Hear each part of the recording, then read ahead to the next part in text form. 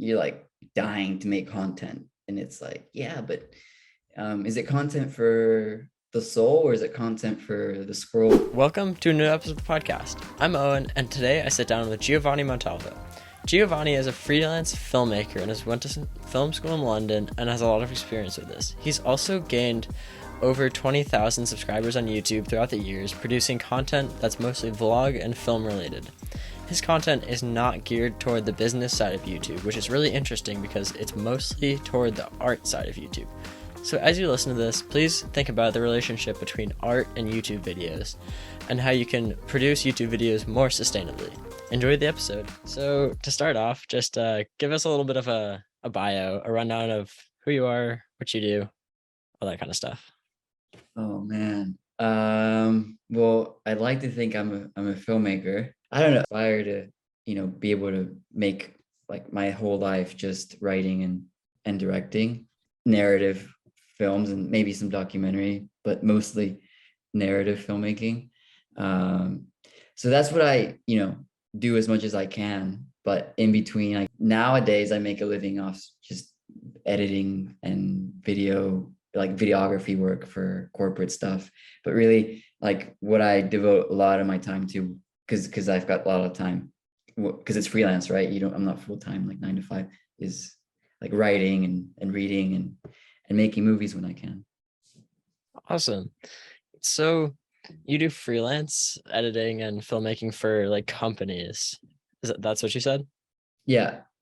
So you've obviously gained some skills doing that and growing your YouTube channel and all of that kind of stuff. Did you have any like prior experience doing that stuff? No, I mean, I started in 2015. It was like, it was the senior year of high school. It was like the second semester of senior year of high school that I kind of found filmmaking because I picked up my dad's camera. Like the family camera, the one that they would take pictures with, like a Nikon. It was a Nikon something 2000, something like that. And I was just recording myself like lifting weights because I was really into like fitness vlogs, and there's like this dude named Christian Guzman who lived in the same city as me. And I was just doing that. And my friend was like, why don't you go to film school? You seem to really like this. And it just never clicked with it, never even considered the idea of being a filmmaker. Cause like, I don't know, it's something like, I don't know, you just don't think about it. I mean, maybe you do, but I'd never been like the kind of person to be like in love with movies and like they say Steven Spielberg knew like when he was 7 or 8 or something. You hear the filmmakers like, oh, when I was 8 years old, I was already making movies with Super 8 or VHS. But I don't know. I just kind of found it when I was 18, and I was like kind of really pragmatic about it, where I fell in love with making movies before I fell in love with like, movies. And the older that I get, the more I fall in love with movies. But it started just with like making movies myself, and I didn't have any experience really.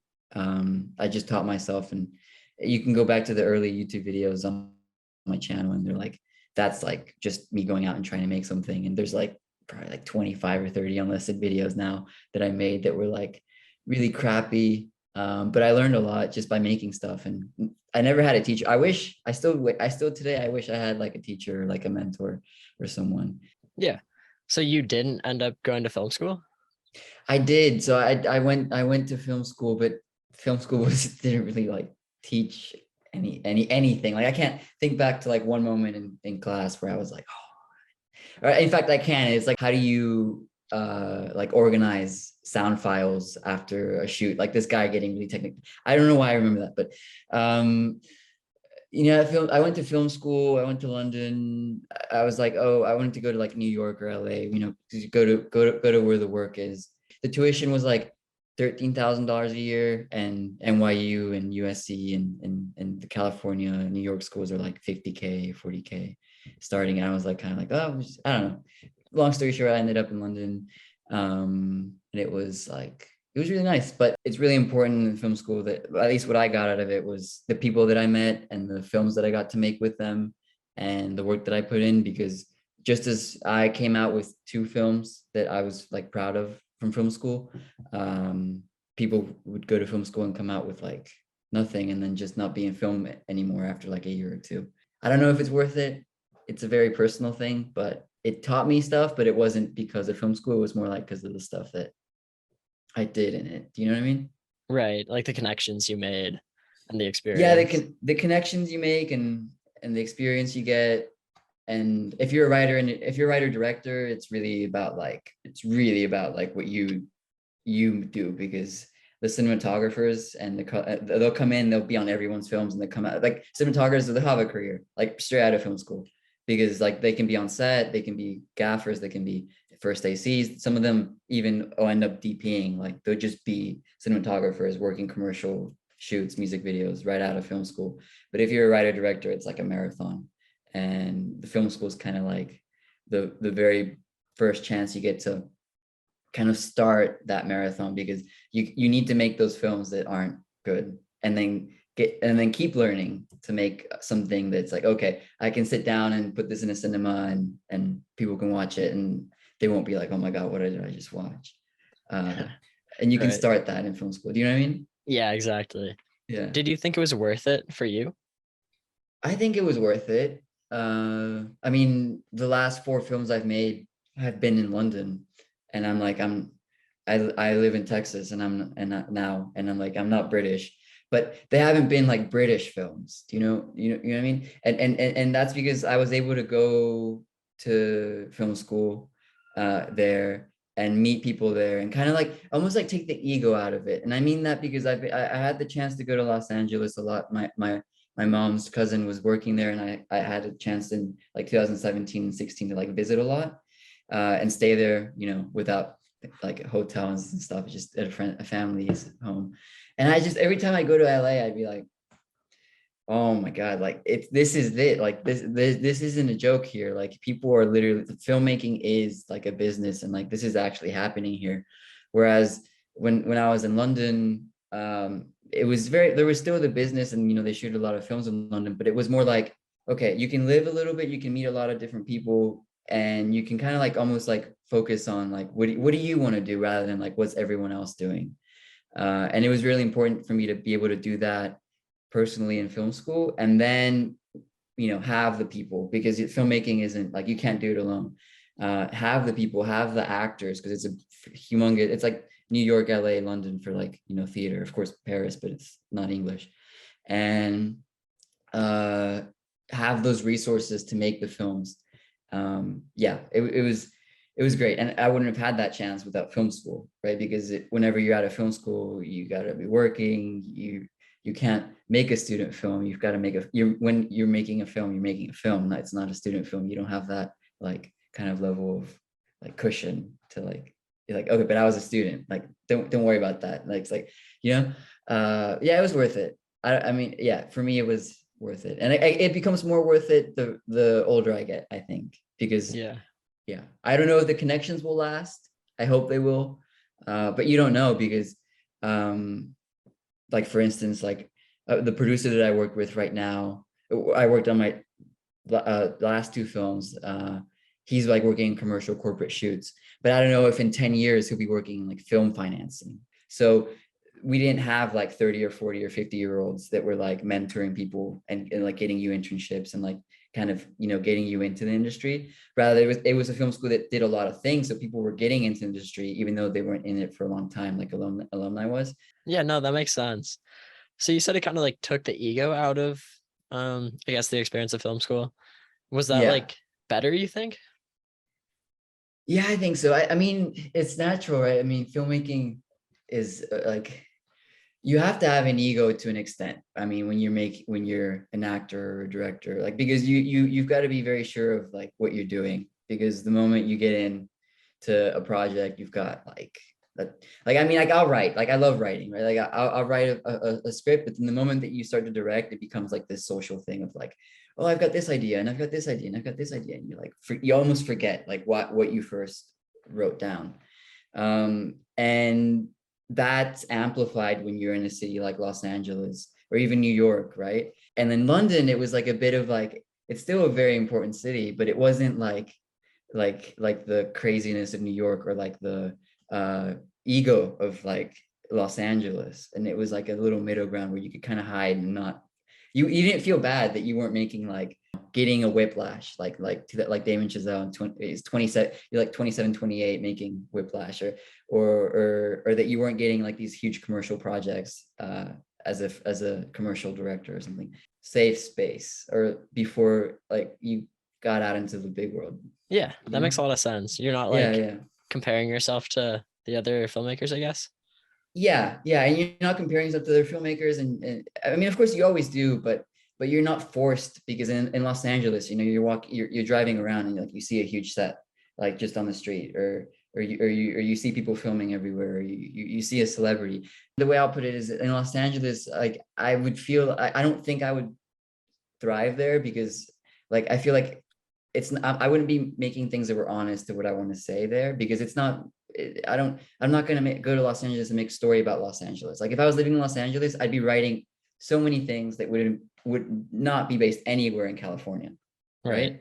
right? My thought is like at least you know when I was in film school it was okay, I'm making stuff and I'll make them here in London, but like now that I moved back to Texas, like I made a film in London, my short film in April, but I told them like, you know, if you told me like you can't leave Texas and you've got to make films in Texas for the rest of your life, I'd be like, you know, I wouldn't be so scared about that because like what I want to do or say is I could do it here. You know what I mean? Yeah. Yeah, that makes a lot of sense. Yeah. You're like, I don't know. I guess you're not like based in the trying to play the game of the city, I guess, like the area you're in. Yeah, yeah, yeah. I'm not trying to. I'm not. It's a rat. It's like a little rat race, and it's a game, and you play it everywhere. You play it anywhere you are, really. You Yeah. know, but I don't want to play it in Los Angeles or New York. Yeah, Yeah, that's like the biggest place to try to do that. It's kind of a yeah, similar thing like on YouTube. Have you noticed that? And like how have you approached that? yeah. YouTube is like the epitome of that, isn't it? Yeah. Because it's about trends, right? I started back in 2015, 16, like right when Sam Colder was just starting out, and like Casey Neistat as well was starting the vlogs. I like, for instance, I really admire still to this day like Casey Neistat's stuff before the vlogs because mind blowing to me that you could take what is real life, and it's not a documentary, but it's like a little formatted piece of a story, taking elements of like filmmaking and applying it to just real life, even just your personal life. And that was just mind blowing to me because to answer your question, like about, you know, the rat race of YouTube, it's all about trends and vlogging and what gets the views, what gets the clickbait. And I've always, from the very beginning, because of Casey Neistat's early videos that he made, little stories, always seen it as like this is just a place for me to put this stuff that I make and for it to live. And whether 5 people see it or 1,000 people see it, or it's like, you know, the balding video of 1.5 million people see it, um, that that's fine. Like I just want it to be there. I've made it, and it's a point. It's something that I captured and shared then, and it's almost like a curated space for my personal work rather than like a way for me to like get views and subscribers and stuff because man that's a draining, impossible sometimes game to play, I think. Yeah, Yeah, definitely. So you mainly use it as like a personal portfolio, just a place to share your art pretty much, right? yeah. I think it's a place to share, and the older I get, it's like really like a time capsule because man, like if I can go, and I haven't gone back and watched some of these videos that I made 6 years ago, but like dude, you've got like, I mean, how old are you? I'm 18. You're 18. So I was just for that, imagine like 8 years later you're 25 and you've got like a place where you go back and watch all your home movies, right?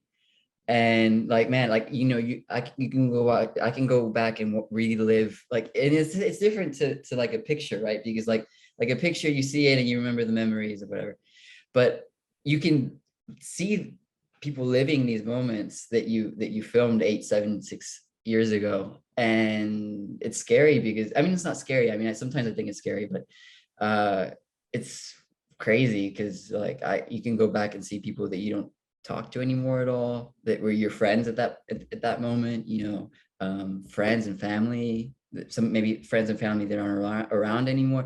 These things, and it's almost like the just in the way that somebody who vlogs would, have their own time capsule on their channel because they capture their whole life. I have an element of that, except it's like curated and formatted in a story, so it's consumable. No matter that's what's really important to me. That and even with narrative or YouTube, if I make something, I want it to be watchable today and 20 years from now. And we don't go back and watch vlogs, that are 20, 15 years old, because like I don't want to see what this guy was eating on Monday, July 14th, 2012, right?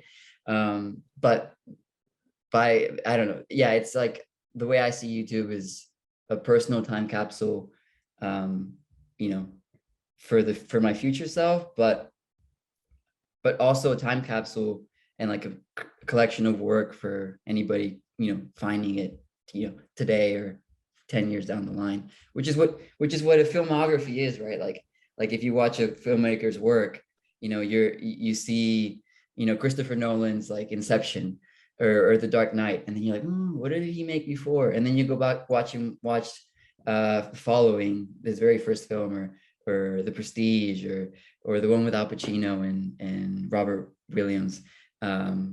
I think it's Insomnia. And you watch these movies that people hadn't watched as much back then, but you watch them now because they got more exposure later. I think that's what YouTube would probably be for me, like this thing that it's there, but maybe hopefully later on when people watch more of my work, they can go back to it. You know what I mean? Yeah, that's awesome.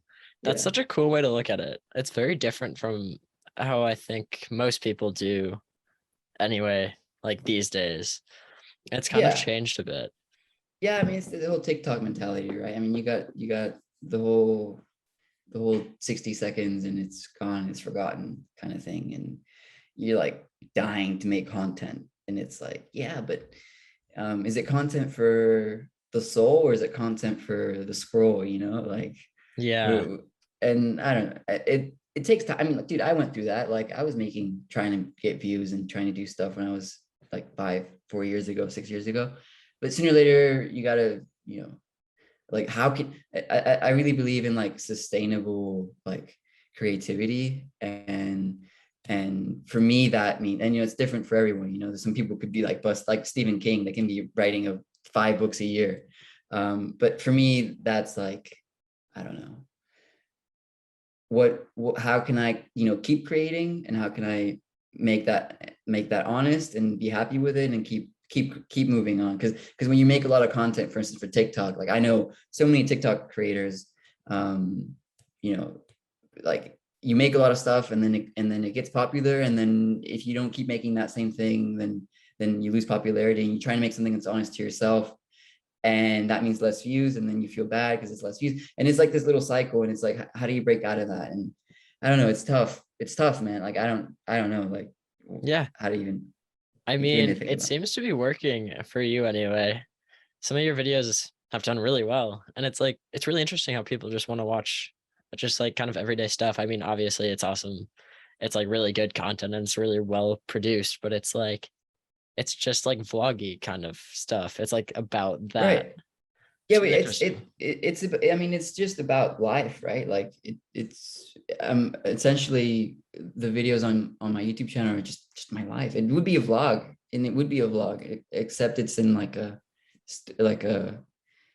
story format, or Right. there's mise en scene to it. Is Yeah. really like, I I really like in the editing, really the most of it comes from the editing, but like, I don't know. Like J.R. Ali, for instance. Him and I started when I remember together, and he had like 800 subs. I had like 1,000 subs. We were right in the beginning, and it was that kind of same idea. J.R. Ali would take, and still does, take these amazing ideas and effects and just create this world within his videos. And then you have Sam Colder did the same thing, except and everyone's kind of looking at the world. I'm looking at the world one way and putting it like this, and it's just the same thing that you do as a documentary filmmaker or as a narrative director or writer, except now it's like, because we have the tools, we can do that with like real life, and like the vlog moments, like you said, you can do that with I'm going to the beach today, and you can make that into a movie. And that's what Casey Neistat was probably one of the very first people to do. It's like, hey, I'm getting engaged, I'm having a baby, I can make this into a movie, and no one had ever really done that before. And if they did, it wasn't like, it was expensive, it wasn't possible to do on a scale, like Yeah, definitely. Do you think that kind of content will start like coming back into the algorithm on YouTube? I mean, there's like Ryan Trahan. I don't know if you've followed him, but he No, Ryan recently Trahan. did a vlog series where he traveled across the United States on a penny. And his series did like unreal views, like millions. I Do think you think I that kind of think stuff will come so. back? No, I think so. I think people are watching 1 hour vlogs of a guy just holding a camera, no cuts, walking around post-Soviet Russia, or Nigeria. I don't Have you seen those vloggers that like just have a crappy GoPro and they just walk around dangerous Hmm. places? Or and that to me is like the antithesis of like what we've been exposed to for like the last 7 or 8 years, which is like flash, flash, flash, flash, flash. And it's like we want to see honest moments. You can't ever take away or fake honesty. And a lot of the clickbait stuff on YouTube that thrives is like, you watch it, but you're like still hungry because it didn't really feed you. That's why you watch so much of it. And when that content, I mean, I haven't watched it, but like if it's a vlog series where he's traveling the US on a penny, like, not, I mean, I'm not taking into account like how it was edited or the formatting of it or the craft of it, but that idea, right? It's like there's honesty within that. There's something to explore and figure out, rather than just like 60-second like content. There's life. So I think just in general, whether it's YouTube or anything, it's never gone away. I think it's never gone away. I think just like trends, there's always honest things being made. It's just not always that it's getting the most views. Hmm. Um, That makes and sense. that's with anything. Yeah. And then Yeah, for sooner or sure. later, hopefully it trickles up, but sometimes it'll trickle down, but it's always there. You just gotta look for it. Yeah, definitely. That makes a ton of sense. I think so too. So you mentioned editing earlier. How much of like, I guess, the creativity of a video is in like the filming, the editing, and then like just the storytelling and like writing? And then like what's your process for making a video? Right. So a video, so like YouTube videos, just so I know, YouTube video or like film or just in general. I mean, I guess film or YouTube video, I mean, they could really be one and the same thing. Right. So I think it's interesting because I think maybe just to divide it in half, like when I first started for me, making these YouTube videos, what happened was I would write these videos, I would write these YouTube videos, and I would kind of shoot them. And then I started to learn what filmmaking was and how to like see something and edit it in my head. And then what happened with the YouTube videos was that 2 3 years ago, I started to not write it as much. I mean, I always still, if I have an idea for a YouTube video, I'll kind of outline it real quick in my notes. I like write down like okay, I want to kind of hit this point and I kind of want to maybe do this. But like if I'll go on a trip or I'm just living my life and I won't write it as much as I used to, because I kind of film it and I'm kind of like instinctively doing it, where I'm like, oh, I'm going to film this stuff this way. And not that I've developed a style. I would hate to say like, oh, I've got a style, but more that I've developed like a subconscious instinct for the way that I'd want to film something. Um, and a lot of it for me now today comes from the film, like YouTube videos, comes from the filming and the editing. And it's almost like the writing is not really there. At least the last 2, 3 years, it hasn't been for me after the balding video. And I only got to that point because I start from like audio. Like I think audio first, I think sounds, I think narration, I think interviews with people, and then I think visuals, and then I think editing. And sometimes I don't have the audio and I'll have visuals, but I'm still very much thinking about the audio first. So that's kind of how I work. I just think audio visually. And it's very liberating because to bring it to narrative filmmaking, um, narrative filmmaking that I do, like for my short films and for my features that I write, that's like writing. Like you don't even begin to do anything without writing first, because you need to write your script, you need to flesh it all out. And it's almost like YouTube is like my release, or like the stuff that I go to YouTube is like my release, because like I can make films there. I can actually make something there, and I don't have to write it out. And like I'm writing a feature script right now, dude, and it's like it feels like I've been writing it for like a year, but really it's only been like 2 months. And that's like really like you're like in these four walls with that, and it's very liberating to think that I can, if I want to make a video, which I should, I've been putting it aside too much. I could go just make a film, and that's wonderful. But for filmmaking and like narrative filmmaking, it's writing, then it's filming, then it's editing, and it's more it's more segmented, and it's very much everything. But with YouTube, it's like it's more like you're painting with my YouTube stuff. I feel like I'm painting, you know what I mean? That makes a lot of sense. So like you're kind of building the story as you go, like as you film and edit, you're kind of assembling the pieces together instead of Yeah, like pre-constructing it. especially in editing, because I love sitting down and like, oh, I could make this non-linear. Like I might have shot something A B C D E F G, but it's like, oh, I could start with G and then go to B, and make it more of a experience, rather than, because that's what's really hard in filmmaking, in narrative filmmaking. You have a plot, you have an act structure, you have scenes, and for me, it's always like trying to break that down. How can I make things consumable? I hope that when people watch my YouTube videos, it's not like, it's very much of an experience. I hope sometimes like you're experiencing it there with me. And Yeah, that makes a lot of sense. So you're kind of like constructing the experience, I guess, like for the person yeah, so they can like go look back on that. yeah, exactly. Awesome. So we're getting to the end of my time here. One more question that I always ask. Actually, I have two more today. Someone trying to get into like creating content and filmmaking and storytelling. What's one piece of advice that you think would be really beneficial to someone like that?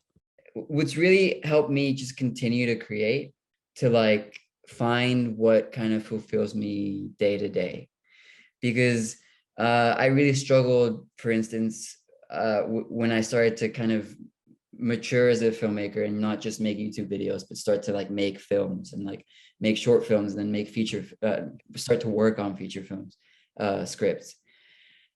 That it was really hard, like to show up every day, like, oh, because I mean, when you're writing a feature, like you got to show up every day, you got to write the pages, and then you got to see it through, because you write a first draft and you got to write for instance, with a short film, like the short film I just did in London, it was like 12 drafts, like, and that's like 20 pages. Like now, like do 12 drafts of like 100 pages. Like it's months and months of work. And applying that to just filmmaking in general, like, or creativity, like I think the people that we see that are successful, that we look up to, we look up to their work, it's because they show up every day. And it's not that they do a magnificent work every single day, it's that they just show up every day. I say to myself, at least right now, I want to do 2 2-hour sessions of writing a week, and then in between do 1 hour sessions. And guess what? Out of the last 6 weeks, I've only had 1 week where I've done 2 2-hour sessions of writing.